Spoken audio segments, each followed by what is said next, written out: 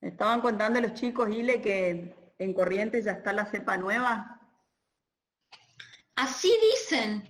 No sé la veracidad de esa información. La verdad que no escuché mucho todavía. Y bueno, mirá, nosotros, el año pasado el Chaco fue una de las primeras provincias que tuvo COVID. Una de las primeras, creo que el primer caso Pionero. cero fue en Sí. los pioneros. Creo que el caso cero fue en Ciudad de Buenos Aires y después arrancamos nosotros con todo. Ay, Dios mío, desde tempranito ya.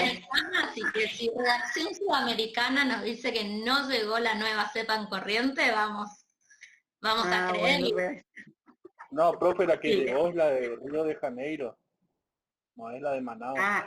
Río de Janeiro. Perdón. No es tan letal como, creo que era en Virasoro. La de Manaus todavía no llegó. No, pero O acá eso dicen. Kevin contó que Falcín. en Bellavista hubo una carrera de caballos, parece, y que ahí la gente de Brasil trajo la de Manaus. ¿Vos dijiste, Kevin, o cuál? No, dije una específica, pero sí dije Perdón, de Brasil. Dije que vino gente de Brasil y que hubo mucha gente concentrada en un solo lugar, creo, no sé, entre 2.000 y 3.000 personas, y bueno, y la gente ahí en Bellavista como que es muy descontrolada, salen como si nada, hay boliches habilitados, hay bares habilitados, entonces como que... Como si nada pasara, como si no estuviéramos en pandemia en un año, digamos. Por eso. Bueno, ¿alguien pudo... para responderle a Lorenzo y otro alumno que me mandó un mail, no sé si está, me puso que no iba a poder ingresar a la clase por cuestiones laborales, Diego Navarro, igual yo le voy a contestar el mail, que me pregunta lo mismo que Lorenzo, si los trabajos prácticos se pueden entregar fuera de término. Sí, pero... No se pueden entregar fuera de término. Las personas que no tengan los trabajos prácticos entregados en término no van a poder rendir el parcial. Eso, el que avisa no traiciona. Tienen que entregar el trabajo en término. Entiendo sí que la semana pasada se incorporó gente porque las listas no estuvieron, porque les permitieron inscribirse hasta el 26 de marzo, entonces obviamente hay gente que recién está arrancando, que de hecho cuando se dio el primer trabajo práctico ni siquiera estaba cursando todavía porque no estaba en el listado. Bueno, dado eso, solamente tienen posibilidad de entregar hasta fin de esta semana el trabajo 1 y 2, que son los trabajos complejos y que quedaron en el medio en esa situación rara, fuera de término. ¿Está? El tercer trabajo, que es el trabajo de ordenamiento jurídico, a partir de ahí y de ahí en más, no se puede entregar el trabajo práctico fuera de término porque se va a considerar como no entregado y eso después les va a causar un problema al tiempo de rendir el parcial. ¿Sí? Así que, trabajo 1 y 2 tienen tiempo para presentar hasta el viernes, a más tardar.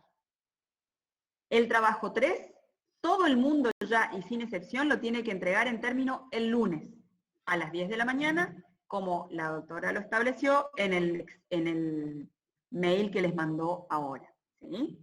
No le puse el horario porque se me satura, por ahí también utilizo mi mail para el trabajo. El lunes es 5, si mal no recuerdo. Sí. Sí. Fecha de entrega el lunes 5. Lunes 5 de marzo. El trabajo práctico número 3. Por las consultas, por los anteriores trabajos, yo igual voy a responder las consultas puntuales, pero porque ya se repitieron varias consultas por lo mismo de entregar fuera de término. Entonces... para que no lo tengas que hacer individualmente, Ile, porque te va a llevar un tiempo que no vas a terminar nunca más, ya queda acá. No se puede entregar fuera de término. La única excepción a ese principio son el trabajo 1 y 2, porque realmente las listas no estuvieron definitivas hasta el viernes pasado.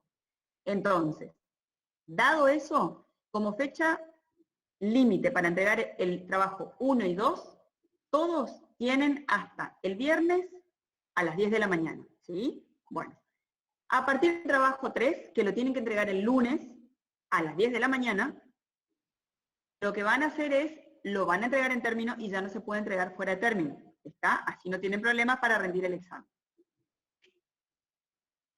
Hoy antes de que empiece la clase. Sí, por eso les dije. Trabajo 1 y 2 tienen hasta el viernes a las 10 de la mañana inclusive, ¿sí? El trabajo 3 ya lo tienen que entregar en la fecha y a la hora que diga el correo. Es el lunes a las 10 de la mañana. Ahora voy a volver a mandar, como la doctora no le entraba para poner el horario, ahora voy a volver a mandar aclarando que es a las 10 de la mañana. Pónganlo, por favor, en el grupo de WhatsApp también. El trabajo 3 tiene como fecha límite de entrega el lunes, es... 5.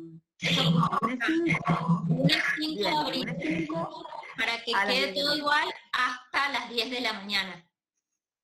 Hasta las 10 de la mañana.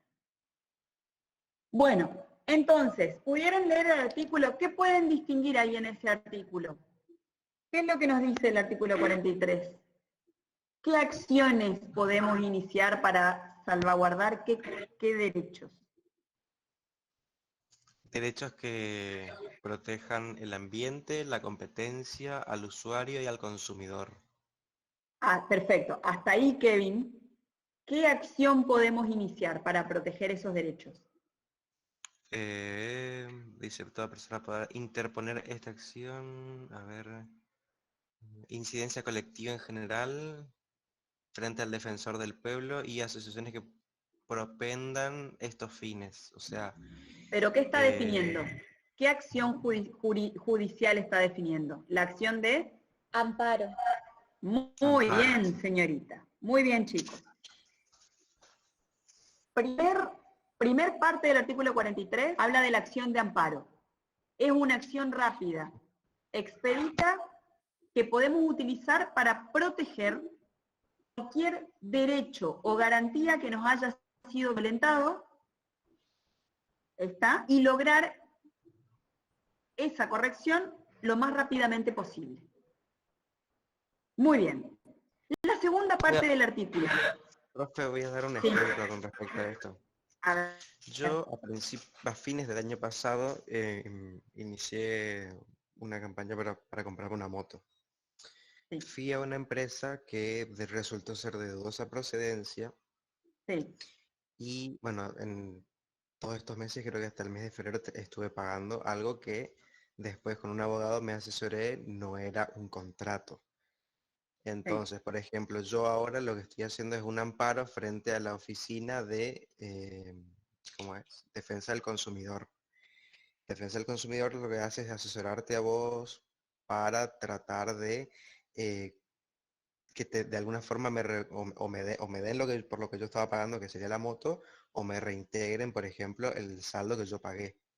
En caso de que esta empresa no cumpla con esto, se van a proceder a ciertas cuestiones. Por ejemplo, la defensa del consumidor, la Oficina de Defensa del Consumidor, tiene la potestad de emitir multas, por ejemplo, como algo... Sancionar con multa, exacto. Multas o cuestiones, o como yendo a medidas más graves, ya se puede iniciar lo que sería una denuncia penal por estafas y daños y perjuicios. Exactamente. Pero la Oficina de Defensa del Consumidor realiza el trámite administrativo. El artículo 43 te está hablando de una acción judicial de amparo, que son cosas completamente diferentes. Es decir, vos como consumidor, está muy bien, decidiste la vía primero administrativa, fuiste a la Oficina Administrativa de Defensa del Consumidor y estás haciendo el procedimiento ante esa oficina, ¿ok? Muy bien. Podrías haber, sin embargo, iniciado una acción de amparo, una acción judicial de amparo contra la empresa esta que vos nos estás contando. Pero el amparo, a diferencia de lo que vos hiciste, ya es una acción judicial. Es decir, es una demanda que vos presentás ante un juez solicitando que se corrija esa violación a ese derecho, que puede ser un derecho relativo al consumo, puede ser otro tipo de derecho, por ejemplo, si a vos te están censurando y no te permiten la libertad de expresión, podés iniciar una acción de amparo para que te lo permitan.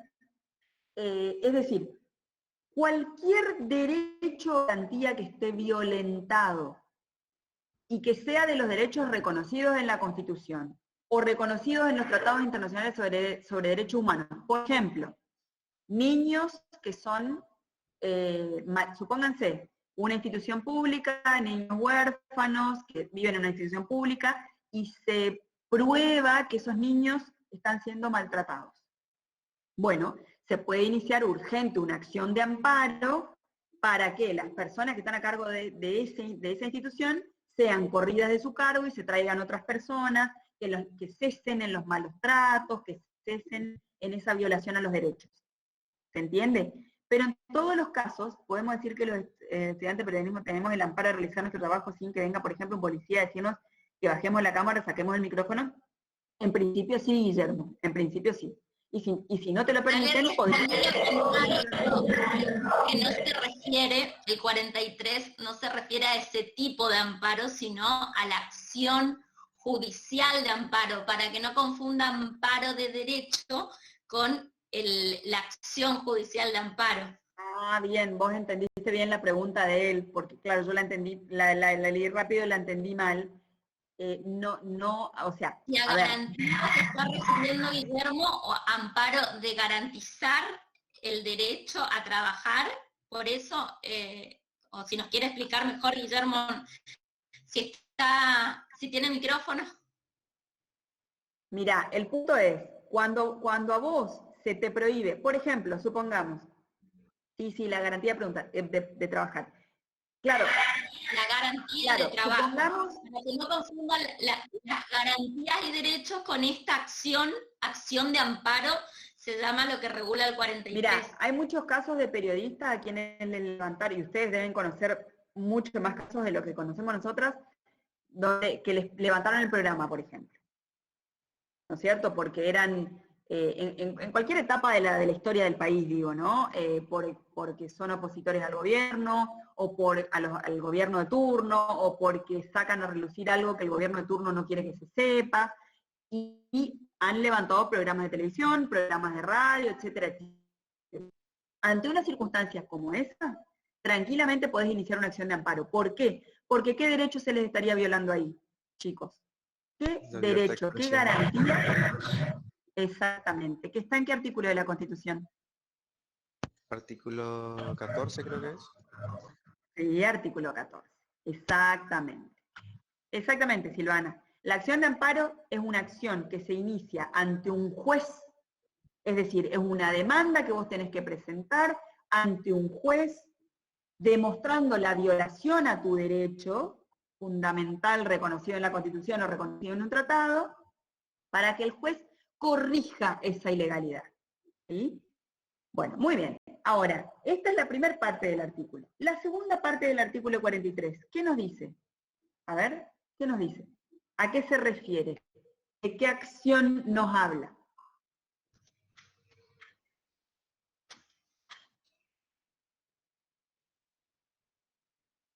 Rocío, vos tenés micrófono. A ver, quiero escuchar. Clau también dice había data.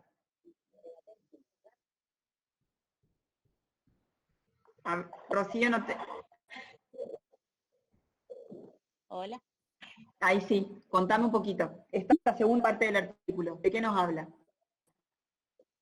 Yo lo que entiendo, teniendo en cuenta lo que hablaba del amparo como acción judicial, que en este caso, en esta otra parte vendría a ser lo de habeas data, que vendría a ser una especie de amparo, pero que tiene más que nada la finalidad, digamos, de proteger la intimidad, la dignidad de la persona.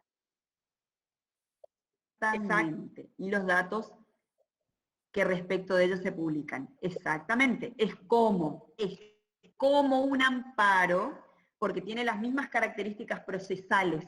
Es una acción rápida, expedita, que intenta corregir una violación a un derecho o garantía, constitucionalmente reconocido, pero que en el caso puntual del habeas data se refiere a los datos que respecto de las personas publican las bases o bancos de datos públicos o privados. ¿Está? Entonces, ¿cómo? Perdón, profe. Entonces, ¿vendría a ser como una herramienta de protección, digamos? ¿Vendría a ser como qué me decís? Como algo, como una herramienta, digamos, de protección. Exactamente. Exactamente. Igual que el amparo, son acciones judiciales para proteger derechos y garantías, solo que el amparo se aplica a la protección de cualquier derecho y garantía que esté violentado, que siendo reconocido por la Constitución de los Tratados, está violentado en una circunstancia particular. Pero el habeas data se refiere a esos mismos derechos y garantías en relación a los datos que sobre las personas publican las bases y bancos de datos públicos o privados. ¿Entienden? Entonces, son acciones judiciales que tienen, digamos, las mismas características procesales, pero que tienen una finalidad diferente. El amparo protege cualquier derecho y garantía, el habeas data protege todos los derechos relacionados con la publicación de los datos. Por eso es que en el habeas data, puntualmente, podemos pedir la actualización, confidencialidad, ratificación, rectificación de datos, porque el habeas data se refiere específicamente a lo que tiene que ver con los datos y la publicación de los mismos, cuando esto afecta la intimidad o el honor de las personas. ¿Estamos? Entonces, primera parte amparo, segunda parte habeas data, y tercera parte, ¿qué más nos dice? ¿Qué otra acción tenemos ahí? A ver, Clau, ¿qué otra acción aparte de la habeas data? Clau Domínguez.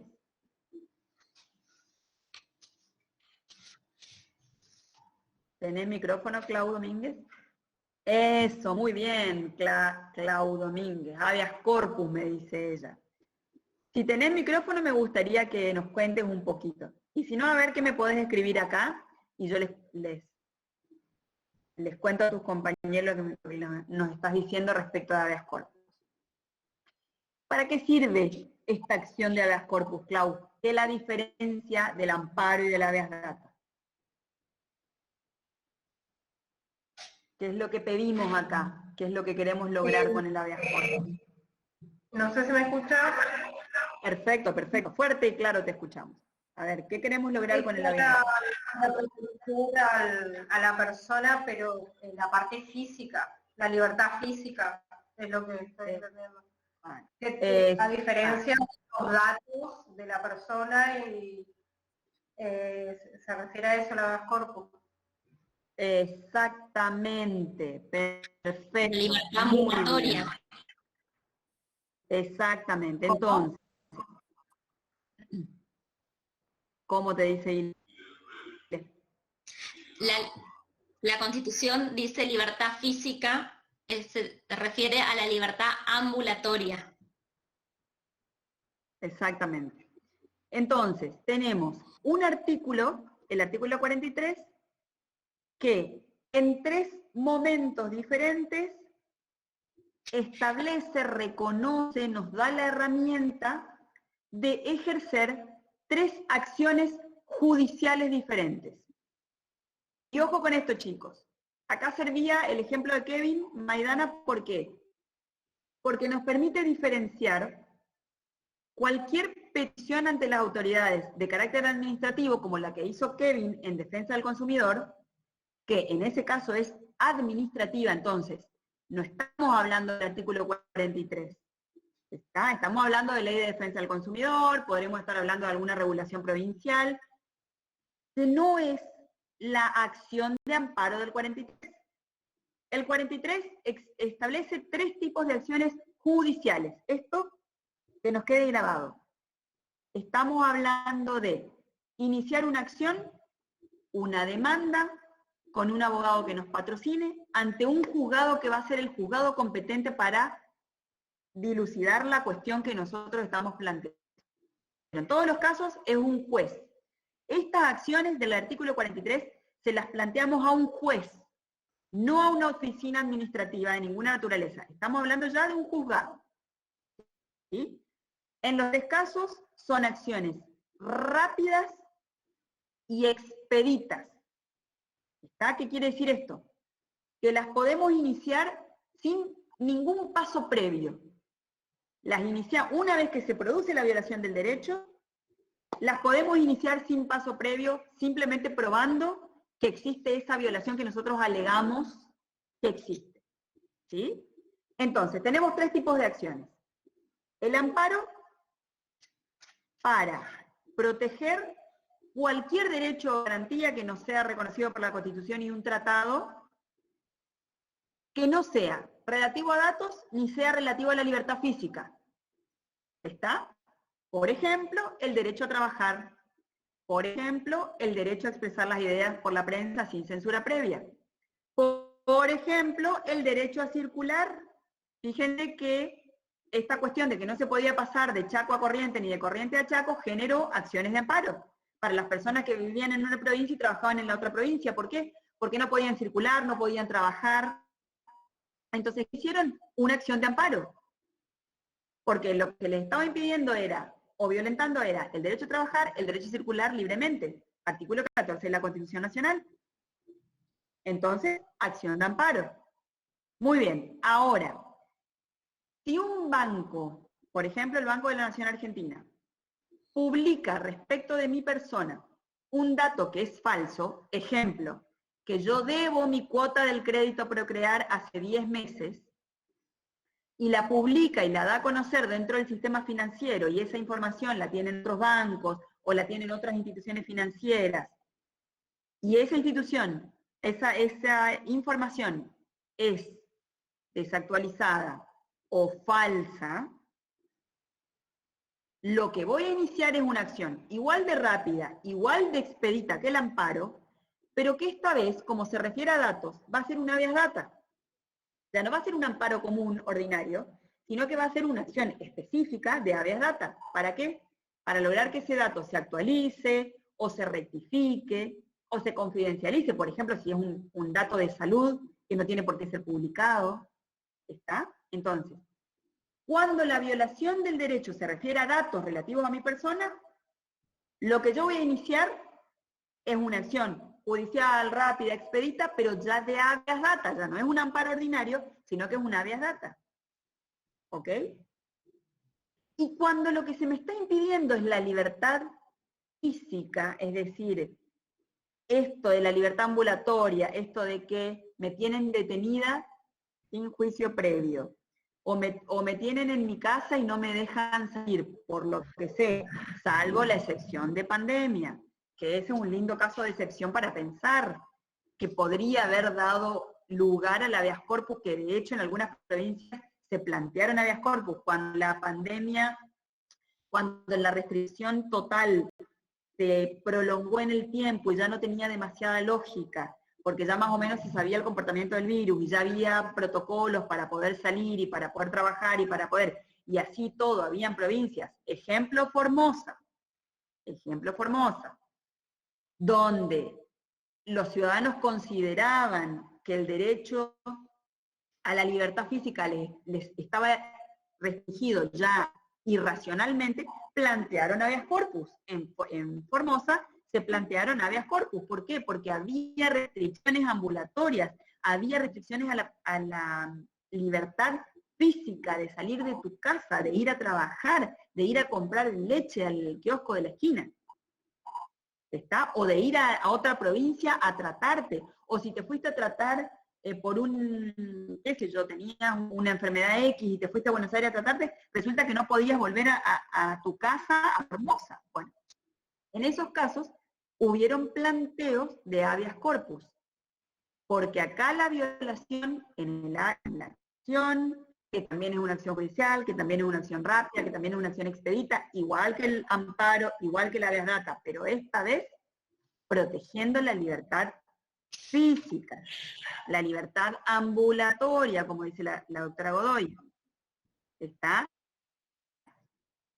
En estos casos, cuando lo que está en juego es esa libertad, la acción que vamos a iniciar es el habeas corpus. ¿Entienden la diferencia, chicos, entre estos 3 tipos de acciones? Las 3 judiciales, las 3 se plantean ante el juez competente, las 3 son rápidas, las 3 son expeditas porque no necesitas quejarte primero ante una oficina administrativa, directamente podés iniciar la acción judicial ante el juez, pero tienen objetos diferentes.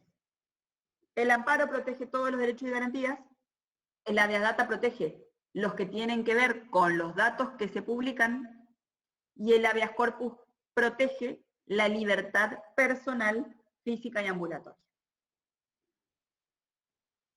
¿Entendemos esta diferencia o hay algo que no esté claro y que ustedes quieran, digamos, rever o revisar entre estas 3 acciones judiciales? ¿Hay algo que no haya quedado claro? Profe. Sí. ¿Podría explicar la de la acción de amparo nuevamente? Porque el habeas data queda claro, el habeas corpus también. El amparo es también una acción judicial rápida, expedita. ¿Ok? Sí. Que te sirve para proteger,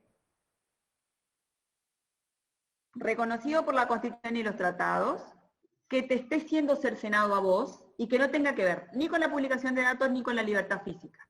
Es decir, bien, si se te afecta el derecho a trabajar, si se te afecta el derecho a circular entre provincias libremente, si se te afecta el derecho a estudiar, si se te afecta el derecho de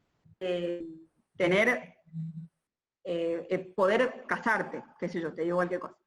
Si se te afecta el derecho de poder enseñar, cualquier derecho, pensá en cualquiera de los derechos descritos en el artículo 14 o en el 14 bis, o cualquiera de los derechos reconocidos en las convenciones internacionales de derechos humanos, cualquiera de esos derechos que te afecte, vos podés iniciar una acción de amparo. Bien. ¿Sí? Siempre y cuando no sean datos y no sea libertad física, porque en ese caso son o habeas data o habeas. Fácil recordar, amparo es el genérico, la acción de amparo, y cubre todos los derechos reconocidos en la Constitución y en los tratados internacionales. Ahí acuérdense de la pirámide. Y el más específico, el habeas data, solamente para los datos, y el habeas corpus para la libertad física ambulatoria. Perfecto, se entendió. La doctora Godoy, es exactamente así. Excelente, más claro no se los pudo explicar. Es como el amparo, es el genérico, es como el paraguas, y los otros de datos o de libertad personal. ¿Qué pasaba cuando se violan los datos? Redacción Sudamericana no está... Espere. ¿Qué pasa cuando se violan los datos? Escuchá, ¿qué pasa? Podés iniciar una acción de habeas data. No llegué a notar, sí, no estabas escuchando. Fanny, contale Redacción Sudamericana, ¿qué pasa cuando se violan los datos? ¿Qué podés hacer cuando se violan los datos según la segunda parte del artículo 43? A ver, Fanny, vos que estabas atenta, contale. Se puede... ¿se escucha? Sí. Se puede pedir, o sea, a través del habeas data, se puede pedir que cuiden tus datos personales. Que separen el dato personal de la persona para que no se sepa quién sos. Puntualmente lo que te dice el artículo 43 son varias acciones. Según cómo esté violentado tu derecho en ese caso, puedes pedir la confidencialidad si se está publicando un dato que en realidad es sensible y no debería publicarse, o podés pedir la rectificación cuando el dato que se está publicando es un dato incorrecto y falso, o podés pedir la actualización cuando el dato que se está publicando es desactualizado. A lo mejor yo en un momento debí mis cuotas del Procrear, pero después me puse al día, las pagué, ya no tengo deuda, ahora lo estoy, es más o menos lo que les va a ustedes con el trabajo práctico. Ustedes ahora no están debiendo trabajo práctico, ¿ok?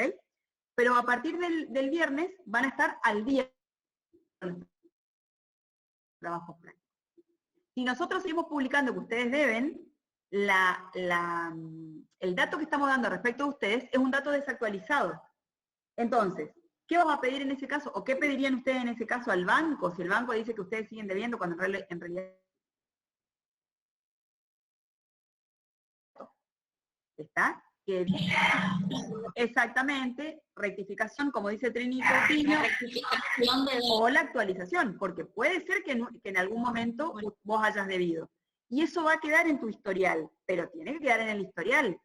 A partir de hoy ya debería decir, sí, mira, entre el 2019 y junio del 2020 estaba en deuda, pero en julio del 2020 se puso al día y a partir de ahí ya no incumple más.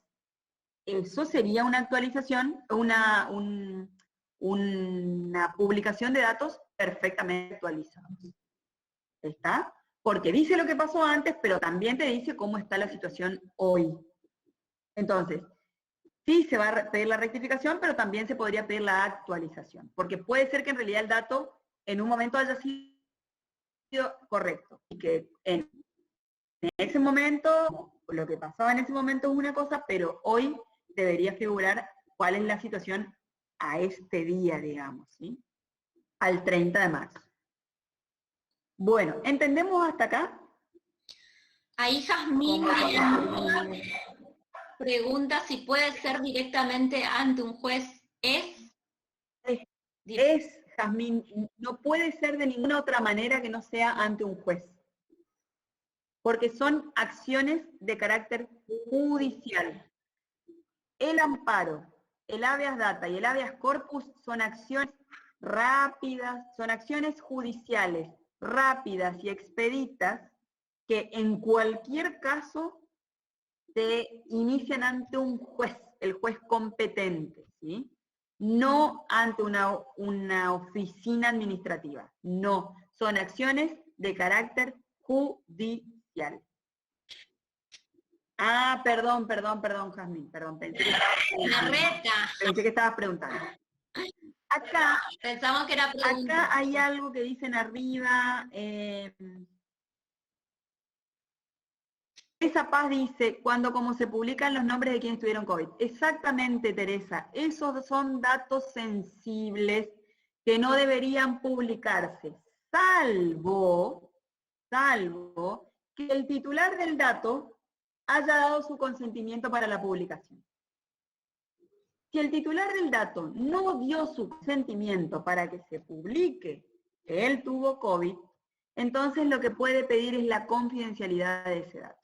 Es decir, que se deje de publicar, porque no corresponde, porque es un dato sensible que debería estar al menos disociado. ¿Está? Que ya vamos a explicar más adelante lo que es la disociación. Profe, sí. Antes que vaya, perdón. Hace poco se dio el tema de la niña que se perdió, que la llevó el señor de la calle, que la nena también era de la calle, no sé si se acuerdan. Sí. Bueno, sobre eso, al principio se decía el nombre de la nena, y todos los medios dijeron el nombre completo. Una vez que apareció, la justicia dijo que había que tratarla por M. ¿Por qué se da después de que ya los medios pudieron decir el nombre y que ya se sabía? Porque lamentablemente a veces las resoluciones judiciales llegan tardíamente. En realidad, ni bien ese caso tomó estado judicial, les digo, no estado público, estado judicial. Es decir, cuando ya se inicia la investigación judicial, de entrada, el asesor de menores debió haber pedido, y el fiscal o el juez interviniente debió haber ordenado que los medios no utilicen el nombre de la menor. ¿Por qué? Porque la Convención sobre los Derechos del Niño protege la identidad de los menores. Claro. Y acá no se protegió. Y claramente el tratamiento de los medios fue completamente violatorio de la Convención en ese sentido. Sí, entonces, la resolución judicial llegó tarde, y los medios que a estas alturas deberían tener un poco más de conciencia protectoria y tutelar en ese sentido, porque es que justamente para eso ustedes que van a ser comunicadores estudian derecho. debieron haber actuado de una manera diferente. Tuvieron que recibir una orden judicial para dejar de decir el nombre de la menor. Pero eso porque lamentablemente los medios actuaron de hecho sin tener en cuenta lo que dice la Convención Americana, la Convención sobre los Derechos del Niño. Según la ley, dispone el deber de respetar, entre otros, la edad, el grado de madurez, capacidad de discernimiento y demás condiciones personales. Exactamente. Exactamente. ¿Y cómo buscar a la menor sin decir el nombre o decir después de que apareció? Bueno, no, Teresa, porque eso lo debería hacer la policía, digamos, o los organismos establecidos por el Estado al efecto. Salvo que si la madre prestó el consentimiento para que la foto de la nena salga y el nombre de la nena salga, porque salió en los medios y yo quiero que la gente se fije y busque, que en definitiva, al fin de cuentas, fue lo que ayudó a encontrar a la nena, porque creo que fue un camionero y la señora, su esposa, quienes los vieron e hicieron la denuncia, ¿no? Pero bueno, en principio, digamos, la ley es clara, la Convención sobre los Derechos del Niño dice que hay que proteger la identidad de los menores. Las gacetillas son por nombre y apellido de la menor. Claro, pero las gacetillas policiales, porque es el organismo público que se está dedicando a la búsqueda. Entonces, obviamente que tiene que ser con todos los datos, y no solamente el nombre, sino la edad, la fotito, porque tienen que saber a quién están buscando. Claro, la policía puede difundir esos datos, pero quienes no tienen la posibilidad de hacerlo son los medios. Que Exacto, inclusive en la Convención de Derechos del Niño también inclusive habla sobre esto de los medios específicamente en el artículo 19, creo, no, o 17. El artículo 17 habla no solamente los contenidos que se les puede ofrecer a los niños, sino también de proteger esto en los medios de comunicación. O sea que no solamente se viola el artículo 13 de la Convención, sino el artículo 17, los dos artículos que refieren a esto. Bien, perfecto, Kevin, que me imagino que habrás puesto todo eso en tu práctico. Sí. Tu práctico 2. Ah, bueno, bien. Alguien me preguntó algo, gente, y no sé quién era. Profe. Quería preguntar entonces, en ese caso, ¿qué pasaría con organizaciones que, por ejemplo, Missing Children, que comparte todos los datos? Me acuerdo que cuando apareció la nena, se eliminó todo, pero en esas páginas siguen estando los datos. El tema es, todo depende de lo que haga la madre y la justicia, Guadalupe. A ver, si vos vas a pedir ayuda a Missing Children, sabés que Missing Children, entre otras cosas, lo que hace, acá no lo he visto en panfletos, pero en Estados Unidos, por ejemplo, coloca la fotito del nene en los cartones de leche, por ejemplo, ¿no? Es decir, si a mí se me pierde mi nena y yo pido a una organización de esa naturaleza que ayude a búsqueda, ya sé que tengo que dar el consentimiento para que esa organización pueda utilizar los datos de la menor, porque es así como se manejan. Y si no, voy a la policía, pero no voy ni a los medios ni a Missing Children. Si yo fui a los medios y a Missing Children como madre, se supone que di mi consentimiento para que la busquen de la manera que implementan ellos las búsquedas. Hay que tener en cuenta también que implica dar a conocer el aspecto físico y lo demás. ¿Se entiende, Guadalupe? Pero ahí ya hay una cuestión de consentimiento. ¿Entendés la diferencia? Entonces, sí, entonces estuvo bien aplicado lo de la alerta Sofía, creo que era que se trataba de compartir todos los datos del niño hasta que aparezca, y cuando la persona o el niño aparece, se elimina todos los medios. Exacto. Claro, porque son casos justamente de chicos, de personas que están desaparecidas, que la están buscando. Y si no, es muy difícil cómo se va a buscar o encontrar una persona que no se conoce, que no se sabe, nunca se vio la cara, una foto, algo, para ubicar a una persona. Es como el único medio que queda a través de una foto y de difundir las características, por eso dice el pelo de tal color, los ojos, la piel, la altura, para ubicar a una persona. Exactamente. Difundir esos datos en esos casos, que son personas o niños desaparecidos. Incluso después de que apareció, los medios empezaron a poner solamente la inicial de nombre, ponían M y un punto y nada más. Exacto, exacto. Pero está re linda tu observación, Guadalupe, re aguda esta observación que haces respecto de lo que decís de la cuestión esta de utilizar durante la búsqueda, pero después tiene que desaparecer todo. ¿Por qué? Porque de lo contrario estarías revictimizando al menor todo el tiempo. Lo seguirías sometiendo a la victimización de lo que implicó eso. ¿Por qué? Porque, a ver, chicos, es como todo. Lo que sale en el diario hoy o en los medios hoy es, wow, noticia hoy. Mañana ya nadie se acuerda, es así. Entonces, mientras necesitamos buscarla, que salga, que la podamos ver, que la podamos, si la vemos en la calle, que podamos reconocer que es la persona. Pero una vez que la niña ya se la encontró, ya está protegida judicialmente, bueno, ya no.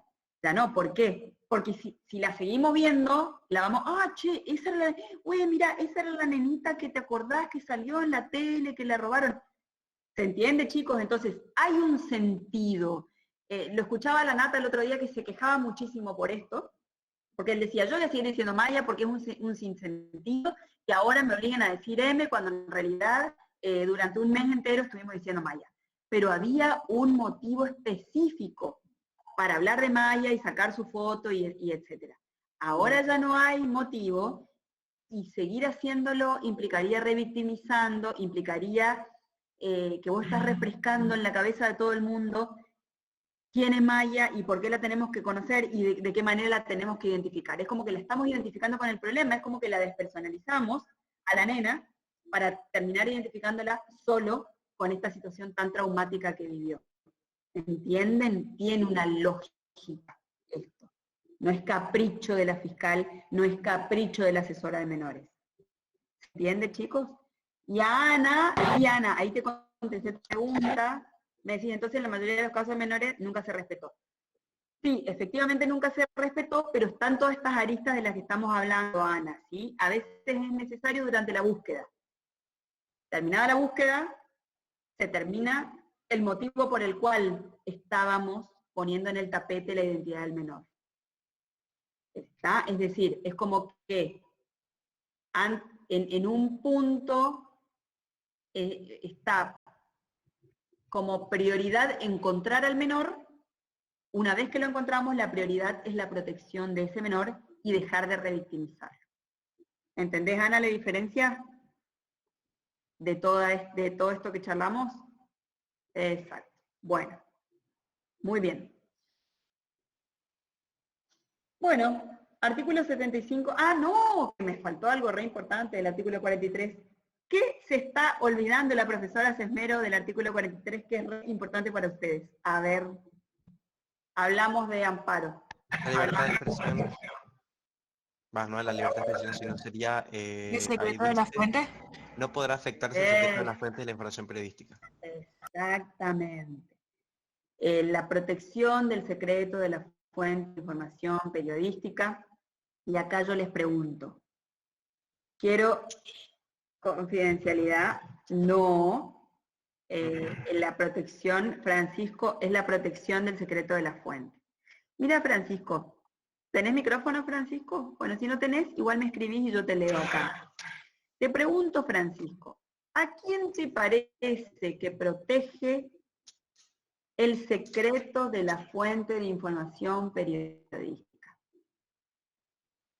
O está bien la confidencialidad de la fuente, está bien decir la confidencialidad de la fuente. ¿A quién te parece, Francisco, que protege esta confidencialidad de la fuente?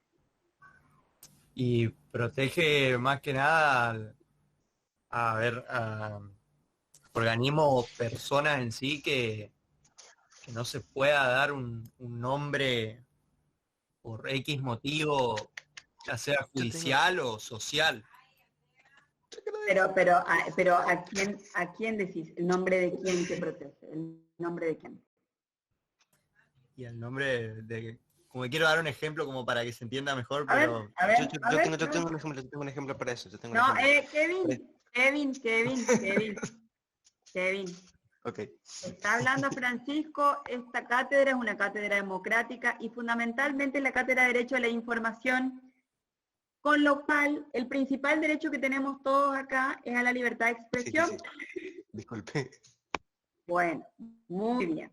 Entonces, Francisco, contame tu ejemplo, a ver. Estoy pensando, pasa por ahí en la tele, o por ahí en las noticias, en lo que se lee, uno por ahí ve que no se nombra la fuente y que por ahí se aclara por ahí en redes sociales que es para mantener la privacidad o porque está involucrada en algo más esa persona. Yo por ahí leo eso y bueno, lo tomo de esa manera. Bien. Como por ahí, si se le pregunta a una persona en particular, es como que no lo quiere decir porque tiene miedo que, no sé, que después venga alguien y lo busque. Entonces, vos decís que esto protege a la fuente en sí. Exacto. ¿Alguien tiene una idea distinta que Francisco?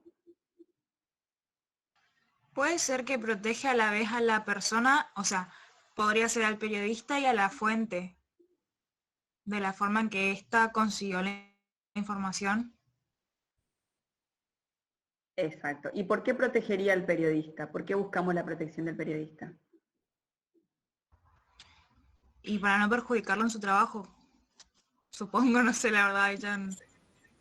Sí, ¿está bien? Sí, puede a ver, Silvana. Puede ser, por ejemplo, cuando hay casos de corrupción o algún caso complejo donde exfuncionarios denuncian o cuentan irregularidades o cuestiones así delictivas o delitos. Y bueno, se protege tanto a ese funcionario para que pueda hablar y pueda seguir aportando información para que la ciudadanía se entere, y también al periodista que puede recibir amenazas o puede, no sé, lo pueden como apurar a que diga quién está diciendo eso, digamos, desde ese sector. En realidad, el objetivo principal de esto de la confidencialidad de la fuente es el de proteger el trabajo periodístico.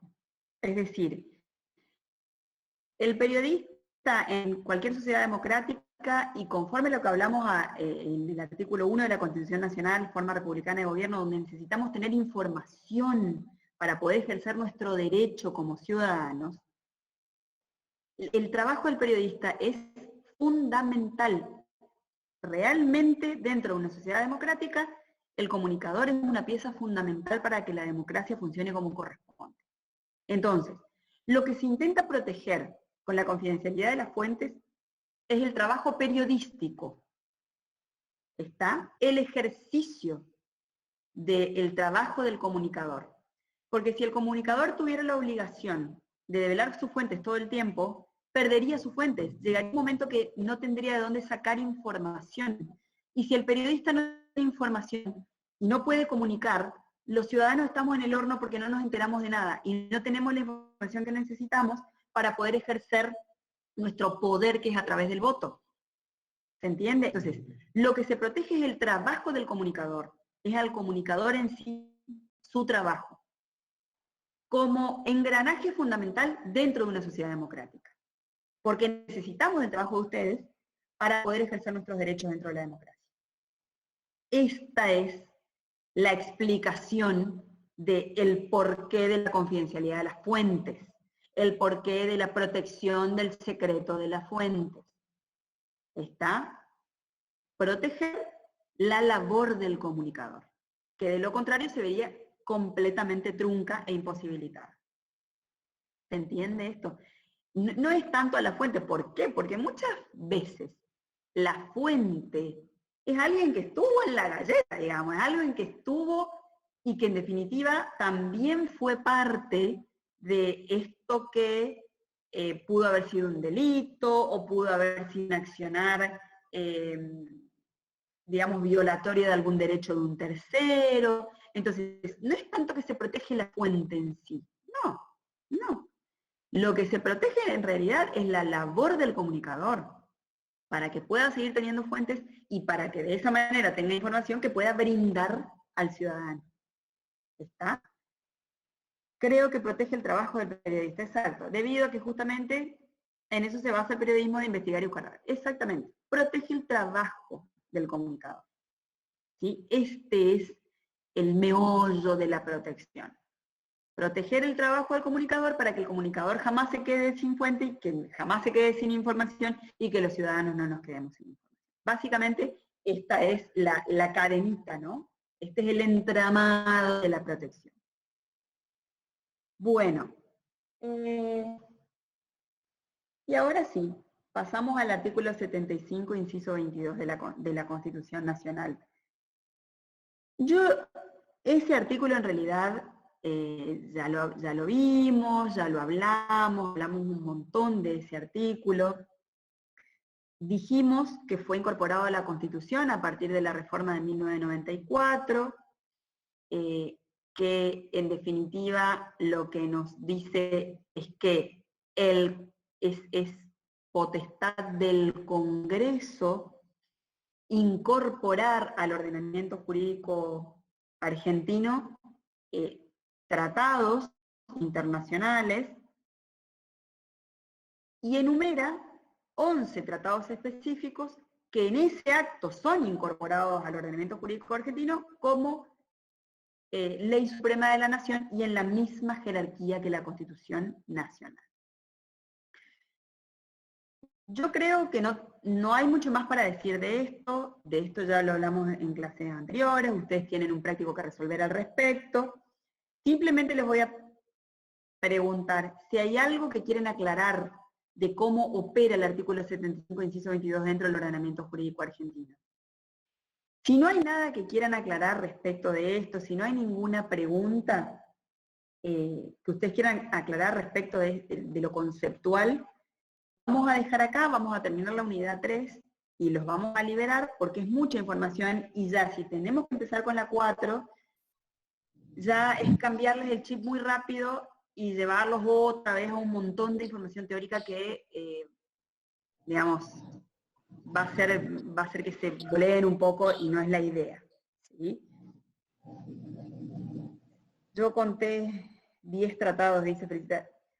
Mira, Felicita, salvo que yo haya estado confundiéndome los últimos 13 años de mi vida, pero yo creo que son 11. Puede ser, todo puede ser. Pero bueno, ahora volverlos a contar, recontarlos, yo los voy a contar de nuevo. Vamos a contar de vuelta. Los vamos a contar de vuelta, no pasa nada. Puede ser que yo me haya cebado y haya puesto un tratado de más. Capaz se confunde con el protocolo, profe. Porque hay algunos que ponen juntos y otros que no, el protocolo. Sí, puede haber sido, todo puede ser. Pero más allá de eso, como ustedes tienen que resolver y tienen que entregar el viernes, sí o sí, todo el mundo, el pendiente que tienen, que es 1 y 2, lo que quiero saber es si hay algo que no está claro de esto. Así lo podemos hablar ahora y a ustedes se les termina de aclarar para quienes no hayan presentado el trabajo práctico y lo tengan que presentar. O